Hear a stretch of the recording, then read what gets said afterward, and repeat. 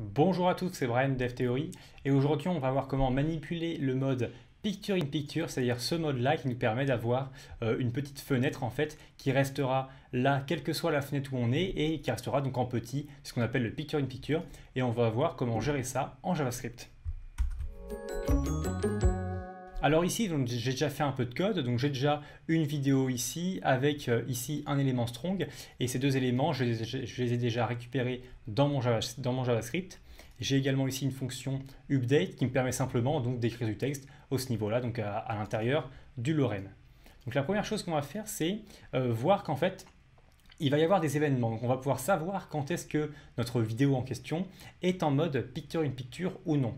C'est-à-dire que ici, quand l'utilisateur va cliquer sur mode Picture in Picture et qui va également cliquer ici sur Close ou autre part en fermant, etc., et bien là, on va avoir également un autre événement pour dire que notre utilisateur sort du mode Picture in Picture.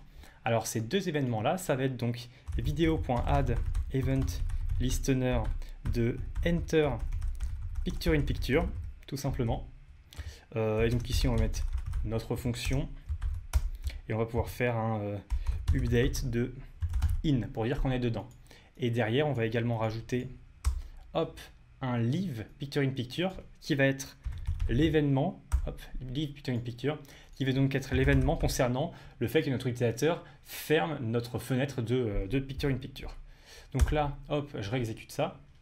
Je fais comme si j'étais un utilisateur et je clique sur mode Picture in Picture. On voit qu'ici, il y a écrit in maintenant. J'aurais pu le mettre en plus gros, mais il y a écrit in. Et à l'instant où je vais fermer, il va y avoir écrit out, car nos deux événements sont bien entrés. Maintenant, ce que je vais faire, c'est que je vais faire en sorte que, à l'instant où on entre, une seconde après, eh bien on sorte. Parce qu'on va aussi avoir un comportement pas uniquement passif comme celui-ci, mais également actif sur le mode Picture in Picture. C'est-à-dire qu'on va pouvoir faire, ici je vais faire un setTime out, hop, une fonction qui va s'exécuter une seconde après, et ici donc je vais réaliser la commande pour fermer le mode Picture in Picture. Et on va faire ça donc avec notre objet document et en faisant exit Picture in Picture. Si je me souviens bien, c'est celui-ci. Hop, je me suis trompé ici. Hop, c'est bon. Alors ici donc je vais avoir mon exit Picture in Picture qui va s'exécuter une seconde après qu'on entre dedans. Ici, on a notre Picture in Picture et il s'est enlevé parce que justement, on a notre document.exit Picture in Picture qui s'est exécuté au bout d'une seconde. On va également avoir, si on veut, le fait d'entrer dans notre Picture in Picture. Pour faire ça, donc, je vais le faire par exemple au clic de notre strong ici.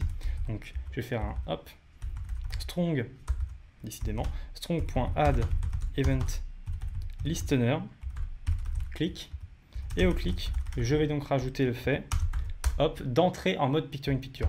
Et pour ça, il va falloir prendre notre élément en question, l'élément qu'on veut être en élément Picture in Picture, et on va faire un request Picture in Picture.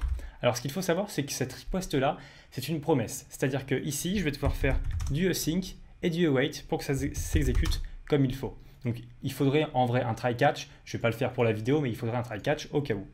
Maintenant, j'exécute ça. J'ai un petit souci de réseau, mais c'est bon, c'est revenu. Hop, voilà. Et donc maintenant, à l'instant où on va cliquer sur lorem ici, on va entrer dedans. Et puisqu'une seconde après, on a notre set timeout, ça va sortir. Donc voilà, await pour un video.requestPictureInPicture pour entrer en mode Picture in Picture. Et après, on a simplement le document.exitPictureInPicture afin d'exit tout simplement.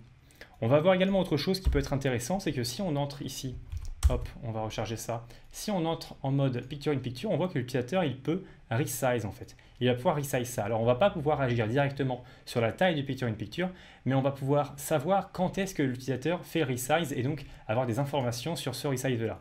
Pour ça, il va falloir récupérer ici notre élément event. Et derrière, je vais faire un let window Picture in Picture est égal event. Je crois bien que c'était Picture in Picture window. Je suis plus sûr de moi. Et ensuite, après, il va falloir simplement faire un hop, add event listener de resize. Et derrière ici, on va pouvoir exécuter notre fonction. Et ici, ça va simplement être un update hop, de resize.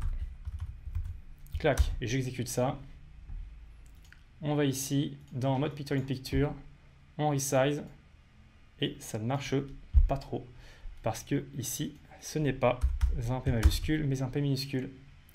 Hop, picture in picture, en resize, et on a bien notre texte ici qui devient resize. Donc voilà, il y a encore pas mal d'informations concernant ce mode-là, mais je pense que vous avez eu les principales ici.